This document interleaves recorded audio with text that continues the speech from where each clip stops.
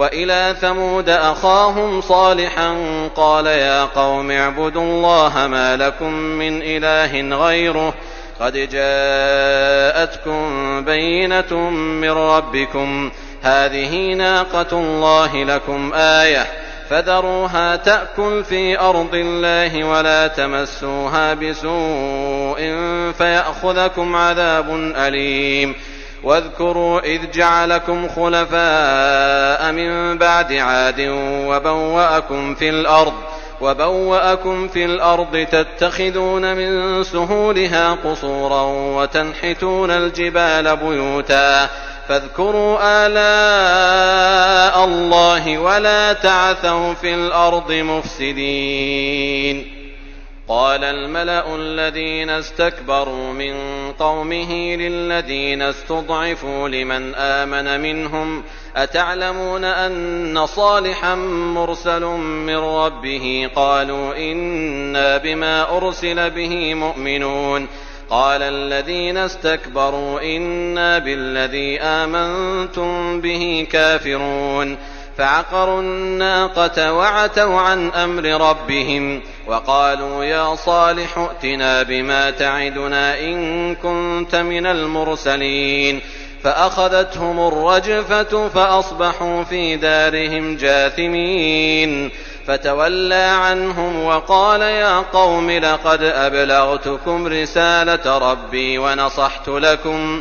ولكن لا تحبون الناصحين۔ ابھی جو آیات پیش کی گئی وہ سورہ اعراف آیت نمبر 73 سے 79 تک تھی، جن کا ترجمہ اور مختصر تفسیر سماعت فرمائیں گے۔ اگلی آیات دوسرے درس میں پیش کی جائیں گی۔ اور ہم نے قوم سمود کی طرف ان کے بھائی حضرت صالح علیہ السلام کو بھیجا۔ حضرت صالح علیہ السلام نے کہا، اے میری قوم کے لوگو، تم اللہ کی عبادت کرو، اس کے سوا تمہارے لیے کوئی معبود نہیں۔ تحقیق تمہارے پاس تمہارے رب کی طرف سے واضح دلیل آ گئی ہے۔ یہ اللہ کی اونٹنی ہے جو تمہارے لیے خاص نشانی ہے، چنانچہ تم اسے چھوڑ دو کہ اللہ کی زمین میں چرتی پھرے، اور اسے برائی کے ساتھ ہاتھ بھی نہ لگانا، ورنہ تمہیں بہت دردناک عذاب پکڑ لے گا۔ اور یاد کرو جب اس نے تمہیں قوم عاد کے بعد ایک دوسرے کا جانشین بنایا اور تمہیں زمین میں ٹھکانہ دیا، تم اس کی نرم مٹی سے محلات بناتے ہو اور پہاڑوں سے گھر تراشتے ہو، چنانچہ تم اللہ کی نعمتیں یاد کرو، زمین میں فسادی بن کر مت پھرو۔ اس کی قوم کے سرداروں نے جنہوں نے تکبر کیا کمزور سمجھے جانے والے ایمانداروں سے کہنے لگے، کیا تم یہ بات جانتے ہو کہ واقعی صالح اپنے رب کی طرف سے بھیجا ہوا ہے؟ انہوں نے کہا، ہاں بلا شبہ ہم اس چیز پر ایمان لانے والے ہیں جس کے ساتھ اسے بھیجا گیا ہے۔ ان لوگوں نے کہا جنہوں نے تکبر کیا، بے شک ہم اس چیز کا انکار کرنے والے ہیں جس پر تم ایمان لائے ہو۔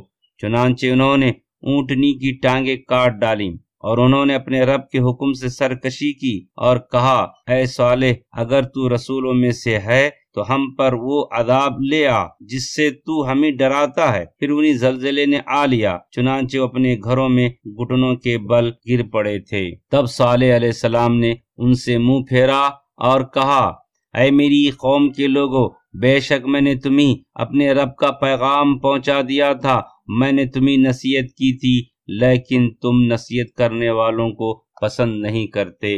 محترم سامعین، آج قوم کی حالات کے مطابق یہ نقشہ پیش کیا جا رہا ہے۔ ان آیات پر اگر غور کیا جائے تو زمانے کی قوم اور آج کی قوم میں کچھ فرق نظر نہیں آتا ہے۔ قوم سمود کے تعلق سے اللہ تعالیٰ نے اس کے عذاب کے متعلق سے بہت بہترین انداز سے سمجھا کر ہم لوگوں کو آگاہ کر رہا ہے کہ اگر ہم بھی اس طرح اللہ تعالیٰ کے نبیوں کا انکار کریں گے تو آج بھی ہم جو عذاب میں مبتلا ہیں وہی ایک سمجھیے کہ آج کرونا کے نام پر ہم لوگ جو اپنے گھروں میں قید ہیں، یہ بھی ایک بہت بڑا عذاب ہے۔ آئیے قوم سمود کا مسکن اور اس کا نسب کے متعلق جاننے کی کوشش کریں گے۔ علماء تفسیر نسب کے بارے میں بیان کیا ہے، سمود بن عاصر بن ارم بن سام بن نوح۔ سمود جسید بن عاصر کا بھائی ہے۔ اسی طرح قبیلے تسم بھی اور عرب کی تمام قبائل عاربہ کہلاتے ہیں۔ یہ حضرت ابراہیم علیہ السلام سے پہلے گزرے ہوئے ہیں۔ قوم سمود قوم عاد کے بعد ہوئی ہے۔ ان کے مسکن مشہور تھے جو قوم حجاز اور شام کے درمیان وادی خرا اور ان کے گرد و پیش تک پھیلے ہوئے تھے۔ رسول صلی اللہ علیہ وسلم ان کے گھروں اور مقامات کے پاس سے اس وقت گزرے جب آپ 9 ہجری میں تبوک کی طرف تشریف لے جا رہے تھے۔ امام احمد نے حضرت ابن عمر رضی اللہ کی روایت کو بیان کیا ہے کہ رسول صلی اللہ علیہ وسلم جب جنگ تبوک میں لوگوں کے پاس سے گزرے تو آپ سمود کے گھروں کے پاس سے مقام ہجر میں ٹھہرے تھے۔ لوگوں نے ان کنووں سے پانی پیا جن سے سمود پیتے تھے۔ اس پانی کے ساتھ آٹا بھی گوندا اور ہانڈیاں بھی پکائی تو نبی کریم صلی اللہ علیہ وسلم نے حکم دیا تو انہوں نے ہانڈیاں کو گرا دیا اور آٹا اونٹوں کو کھلا دیا۔ پھر آپ وہاں سے روانہ ہو گئے اور اس کنویں کے پاس پڑاؤ ڈالا جس سے حضرت صالح علیہ السلام کی اونٹنی پانی پیتی تھی۔ آپ نے منع فرما دیا کہ ان لوگوں کے گھروں میں نہ جاؤ جن پر عذاب نازل ہوا تھا۔ آپ صلی اللہ علیہ وسلم نے فرمایا بے شک میں ڈرتا ہوں کہ تم پر بھی وہ عذاب نہ آ جائے جو ان پر نازل ہوا تھا، لہذا ان کے گھروں میں نہ جاؤ۔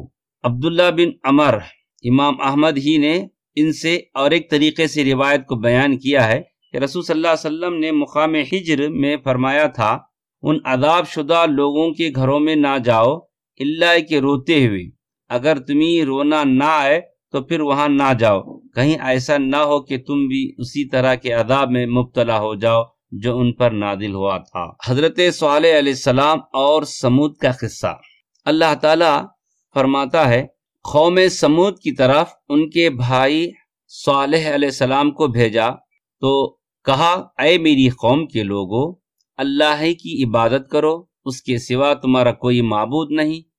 تمام انبیاء کرام نے سب سے پہلے اللہ وحدہ لا شریک کی عبادت کی ہی دعوت دی، جیسا کہ اللہ تعالیٰ نے سورہ انبیاء میں فرمایا وَمَا أَرْسَلْنَا مِن قَبْلِكَ مِن رَّسُولٍ إِلَّا نُوحِي إِلَيْهِ أَنَّهُ لَا إِلَٰهَ إِلَّا أَنَا فَاعْبُدُونِ۔ جو پیغمبر ہم نے تم سے پہلے بھیجے ان کی طرف یہی وہی بھیجی کہ بے شک میرے سوا کوئی معبود نہیں، تم میری ہی عبادت کرو۔ اور سورہ نحل میں بھی اللہ فرمایا وَلَقَدْ بَعَثْنَا فِي كُلِّ أُمَّةٍ رَسُولًا أَنِ اعْبُدُوا اللَّهَ وَاجْتَنِبُوا الطَّاغُوتَ، البتہ تحقیق ہم نے ہر جماعت میں پیغمبر بھیجا کہ اللہ ہی کی عبادت کرو اور بتوں کی پرستش سے اجتناب کرو۔ اور آج قوم کو بتوں کی پرستش کی دعوت دی جاتی ہے اور ایک اللہ کی عبادت سے روکا جاتا ہے۔ آج ہم مسلمانوں پر اسی بات سے دشمنی کی جا رہی ہے، اسی بات کو لے کر میڈیا میں مسلمانوں کو بدنام کیا جا رہا ہے۔ تو محترم سامعین، سمود نے چٹان سے اونٹنی نکالنے کا مطالبہ کیا، یعنی قوم نے نبی سے سوال کیا تھا۔ اللہ تعالیٰ کا فرمان ہے لَقَدْ جَاءَتْكُمْ بَيِّنَةٌ مِّن رَّبِّكُمْ هَٰذِهِ نَاقَةُ اللَّهِ لَكُمْ آیَةٌ، تحقیق تمہارے پاس تمہارے پروردگار کی طرف سے ایک معجزہ آ چکا ہے، یعنی یہی اللہ کی اونٹنی تمہارے لیے ایک معجزہ ہے۔ تمہارے پاس جو میں لے کر آیا ہوں اس کی صداقت کی اللہ تعالیٰ کی طرف سے تمہارے پاس دلیل بھی آ گئی ہے۔ اور خود انہوں نے حضرت صالح علیہ السلام سے مطالبہ بھی کیا تھا کہ ان کے پاس کوئی نشانی لائیں، اور اس سلسلے میں خود انہوں نے تجویز یہ پیش کی تھی کہ ایک سخت ٹھوس جامد چٹان سے اس کی تعین بھی انہوں نے خود ہی کر دی تھی، اور یہ ہجر کی جانب ایک اکیلی سی چٹان تھی جسے کاتبہ کے نام سے موسوم کیا جاتا تھا۔ تو انہوں نے حضرت صالح علیہ السلام سے یہ مطالبہ کیا کہ وہ اپنی نبوت کی صداقت کی نشانی کے طور پر اس چٹان سے ایک گابن اونٹنی نکال دیں۔ تو حضرت صالح علیہ السلام نے سمود سے بہت ہی پختہ عہد و پیمان لیے کہ اگر اللہ نے ان کا یہ مطالبہ پورا کر دیا تو پھر انہیں ضرور ایمان لانا ہوگا اور ان کی پیروی کرنی ہوگی۔ انہوں نے جب حضرت صالح علیہ السلام کو تمام عہد و پیما دے دیے تو حضرت صالح علیہ السلام نماز شروع کر دی اور اللہ تعالیٰ سے دعا کی تو چٹان حرکت کرنے لگی، پھر دراڑ پڑ گئی، اس سے بہت بھاری بھرکم اور خوبصورت اونٹنی نکل آئی جس کے پیٹ میں اس کا بچہ بھی حرکت کرتا ہوا نظر آ رہا تھا جیسا کہ ان کا مطالبہ تھا۔ اللہ تعالیٰ کی قدرت کا ایک کرشمہ دیکھ کر سرداران قوم اور ان کے ساتھی ایمان لائے، مگر دیگر سرداران سمود نے ایمان لانے کا ارادہ کیا تو دیگر لوگوں نے ان کو منع کر دیا۔ پھر اونٹنی نے ان کے سامنے اپنے بچے کو جنم دیا تو ایک دن اونٹنی ان کی کنویں سے پانی پیتی اور ایک دن پانی کو ان کے لیے چھوڑ دیتی تھی۔ جس دن اونٹنی پانی پیتی اس دن وہ اس کے دودھ کو پیتے تھے، اس کے دودھ کو دھوتے تھے اور جس قدر چاہتے برتن بھر لیتے تھے، جیسا کہ اللہ تعالیٰ نے سورہ قمر میں فرمایا وَنَبِّئْهُمْ أَنَّ الْمَاءَ قِسْمَةٌ بَيْنَهُمْ كُلُّ شِرْبٍ مُحْتَضَرٌ سورہ قمر، اور ان کو آگاہ کر دو کہ بے شک ان میں پانی کی باری مقرر کر دی گئی ہے، ہر باری والے کو اپنی باری پر آنا چاہیے۔ اور فرمایا سورہ شعراء میں ہَٰذِهِ نَاقَةٌ لَهَا شِرْبٌ وَلَكُمْ شِرْبُ يَوْمٍ مَّعْلُومٍ، یہ اونٹنی ہے، ایک دن اس کی پانی پینے کی باری ہے اور ایک معین روز تمہاری باری ہے۔ اللہ تعالیٰ نے باری متعین کر دی۔ یہ اونٹنی وادیوں میں آتی جاتی تھی، ایک گھاٹی میں جاتی اور دوسرے سے واپس آتی تھی تاکہ کھلی جگہ پر سما سکے، اس کے لیے یہ خوب سیر ہو کر پانی پیتی تھی۔ اور یہ اونٹنی بہت خوبصورت بھی تھی، جب قوم سمود کے مویشیوں کے پاس سے گزرتی تو اسے دیکھ کر بھاگ جاتے تھے۔ جب یہ عرصہ طویل ہو گیا اور اللہ کے نبی حضرت صالح علیہ السلام کو انہوں نے سختی سے جھٹلانا شروع کر دیا تو انہوں نے یہ بھی ارادہ کر لیا کہ اس اونٹنی کو قتل کر دیں تاکہ روزانہ خود ہی پانی پیے۔ اس بات پر ان سب کا اتفاق ہو گیا۔ قتادہ رحم اللہ بیان کرتے ہیں مجھے یہ بات پہنچی کہ جس نے اس اونٹنی کو قتل کیا تھا وہ ان میں سے ہر ایک کے پاس گیا، اس نے معلوم کر لیا کہ سب اس کے قتل سے راضی ہیں، حتیٰ کہ پردہ نشین خواتین اور بچوں سے بھی انہوں نے پوچھا تو سب نے رضامندی کا اظہار کیا، جیسا کہ اللہ تعالیٰ سورہ شمس میں ارشاد فرماتا ہے فَكَذَّبُوهُ فَعَقَرُوهَا فَدَمْدَمَ عَلَيْهِمْ رَبُّهُمْ بِذَنبِهِمْ فَسَوَّاهَا، تو انہوں نے پیغمبر کو جھٹلایا، اونٹنی کی کونچیں کاٹ دی تو اللہ نے ان کے گناہ کے سبب ان پر عذاب نازل کیا اور سب کو ہلاک کر کے برابر کر دیا۔ اور فرمایا سورہ بنی اسرائیل میں وَآتَيْنَا ثَمُودَ النَّاقَةَ مُبْصِرَةً فَظَلَمُوا بِهَا، ہم نے سمود کو اونٹنی نبوت صالح کی کھلی نشانی دی تھی تو انہوں نے اس پر ظلم کیا، اور فرمایا فَآخَرُ النَّاقَةَ، انہوں نے اونٹنی کی کونچیں کو کاٹ ڈالا۔ یہاں اونٹنی کی کونچوں کو کاٹنے کی نسبت سارے قبیلے کی طرف کی گئی ہے تو یہ اس بات کی دلیل ہے کہ وہ سب اس بات سے راضی تھے۔ محترم سامعین، اونٹنی کا قتل کے تعلق سے کئی علماء تفسیر نے یہ بیان کیا ہے۔ اونٹنی کے قتل کا سبب یہ تھا کہ ان میں سے ایک عورت جس کا نام انیزہ اور کنیت غنم تھی، یہ بہت بوڑھی، کافر اور حضرت صالح علیہ السلام کی سخت دشمن تھی۔ اس کی بیٹیاں بہت خوبصورت اور یہ بہت مالدار عورت تھی، اور اس کا شوہر زواب سرداران سمود میں سے تھا۔ اسی طرح ایک دوسری عورت جس کا نام صدوف تھا، ایک اونچے خاندان سے تعلق رکھتی تھی، یہ بھی بڑی مالدار عورت تھی اور حسن و جمال میں بھی بے مثال تھی۔ یہ قوم سمود کے ایک مسلمان شخص کی بیوی تھی، مگر اس نے اس مسلمان شخص سے علیحدگی اختیار کر لی تھی۔ ان دونوں عورتوں نے اعلان کر دیا کہ یہ اس شخص کی ہو جائیں گی جو اونٹنی کو قتل کرے گا۔ صدوف نے حباب نامی ایک شخص کو دعوت دی کہ اگر وہ اونٹنی کو قتل کر دے تو اپنے نفس کو اس کے لیے پیش کر دے گی، مگر اس نے انکار کر دیا۔ پھر اس نے اپنے چچا زاد مزداح کو پیشکش کی تو اس نے اسے قبول کر لیا۔ اسی طرح انیزہ نے خدار بن سالف کو دعوت دی جو کہ سرخ رنگ، نیلی آنکھوں اور پس قد کا آدمی تھا۔ تو اس طرح انیزہ نے اس شخص سے کہا اگر تو اونٹنی کی کونچوں کو کاٹ دے تو میری جو بیٹی چاہے گا میں تجھے دے دوں گی۔ اس پیشکش کے بعد ان دونوں نے سمود کے اوباشوں کو گمراہ کیا اور مزید 7 آدمیوں کو اپنے پیچھے لگا لینے میں کامیاب ہو گئے۔ جملہ ان کی تعداد 9 ہو گئی۔ انہی 9 کے بارے میں اللہ تعالیٰ نے سورہ نمل میں اس طرح ارشاد فرماتا ہے وَكَانَ فِي الْمَدِينَةِ 9 رَهْطٍ يُفْسِدُونَ فِي الْأَرْضِ وَلَا يُصْلِحُونَ۔ شہر میں 9 شخص تھے جو ملک میں فساد کیا کرتے تھے اور اصلاح نہیں کرتے تھے۔ یہ 9 شخص اپنی قوم کے سردار تھے، اس لیے انہوں نے تمام کافر لوگوں کو اپنی طرف مائل کر لیا تھا۔ انہوں نے ان کی اطاعت شروع کر دی تھی۔ یہ لوگ اونٹنی کی گھات میں بیٹھ گئے اور انتظار میں تھے کہ وہ پانی پی کر کب واپس آتی۔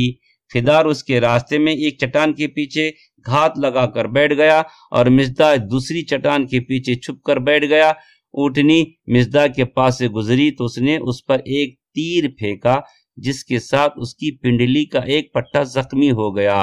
تو انیزہ نے باہر نکل آئی اور اس نے اپنی اس بیٹی کو حکم دیا جو تمام لوگوں سے زیادہ خوبصورت تھی۔ اس نے خدار کے سامنے اپنے چہرے سے نقاب اٹھا دیا اور اس کا حوصلہ بڑھا دیا تو اس نے تلوار کے ساتھ اونٹنی پہ حملہ کر دیا اور اس کی کونچ کو کاٹ دی جس کی وجہ سے وہ زمین پر گر گئی اور ایک بار اس طرح زور سے بلبلائی کہ معلوم ہوتا تھا کہ وہ اپنے بچے کے بارے میں ڈرتی ہے۔ پھر اس ظالم نے اس کی گردن پر وار کر کے اسے قتل کر دیا۔ اونٹنی کا بچہ بہت اونچے پہاڑ پر چڑھ کر بلبلانے لگا۔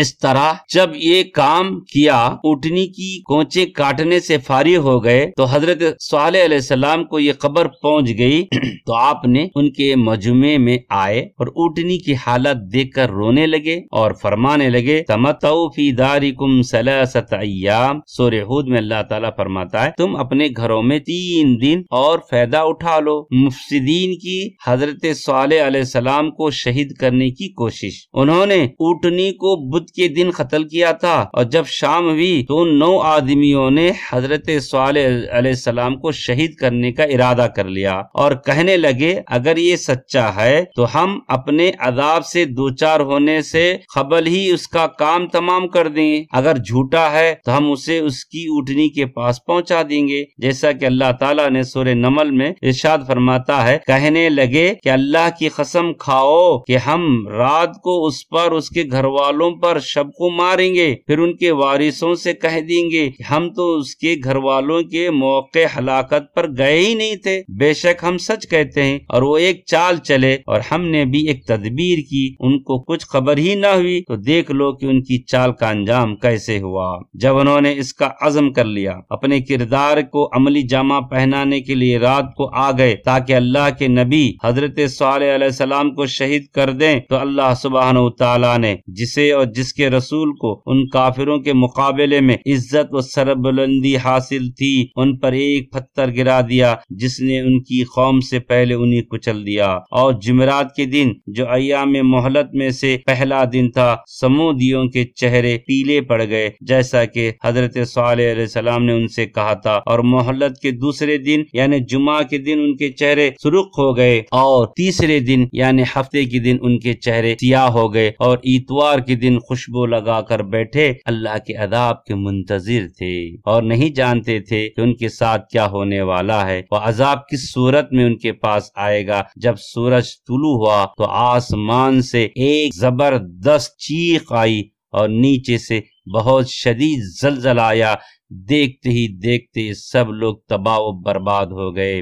فَأَصْبَحُوا فِي دَارِهِمْ جَاثِمِينَ، تو اپنے گھروں میں اوندے پڑے رہ گئے، یعنی یہ بے حس حرکت لاش تھے، ان میں روحیں نہیں تھی، نہ ان میں کوئی چھوٹا بڑا، کوئی مرد عورت عذاب الہی سے بچ نہ سکا۔